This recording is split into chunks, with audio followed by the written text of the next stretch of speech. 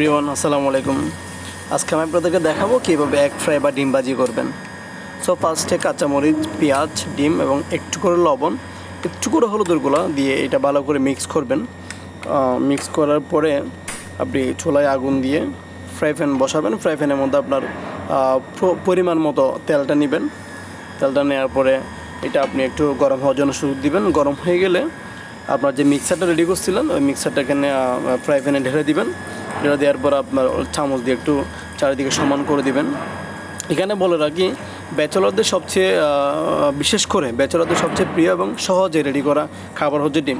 সবার পছন্দ, কিন্তু আপনার হচ্ছে ব্যাচেলরদের জন্য সবচেয়ে প্রিয় এবং সহজে বানানো খাবার এটি। সো আমি চামচ দিয়ে চারিদিকে একটু সমান করে দিলাম। সমান করে দেওয়ার পরে আপনি ঢাকনা দিয়ে কিছুক্ষণের জন্য ঢেকে রাখবেন। অল্প কিছু চুলাটা ছোটো করে দিয়ে একটু ঢেকে রাখবেন। তো ঢেকে রাখার পরে আপনার আমরা ডিম হয়েছে কিনা বিশেষ করে দেখি চামচ দিয়ে বা কিছু দিয়ে উল্টাই দেখি, যার কারণে ডিমটা ছিঁড়ে যেতে পারে বা নষ্ট হতে পারে। আসলে এটা সঠিক পদ্ধতি না। আপনি লক্ষ্য করেন ডিমের চতুর্দিকে একটা বুদবুদ আকারে ফানা উঠতেছে, বুদবুদ করে ফানা ফানা দেখা যাচ্ছে। ওইটা পারফেক্টলি হলে বুঝবেন ডিমটা হয়ে গেছে। এবং আমি এরপর উল্টাই দিলাম। আপনি দেখেন নিচের অংশটা খুব সুন্দর হয়ে গেছে। তো সেম অংশটা, এই অংশটাও নিচের অংশটাও এগেন আপনার বুদবুদ করলে বুঝবেন যে হয়ে গেছে ডিমটা।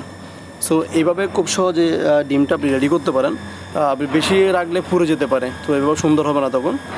সো এভাবে ডিম সহজে রেডি করে ফেললাম আমি। ধন্যবাদ সবাইকে। আমার ভিডিওগুলো যদি ভালো লেগে থাকে তাহলে অবশ্যই লাইক, কমেন্ট, শেয়ার এবং ফলো করতে ভুলবেন না। আসসালামু আলাইকুম।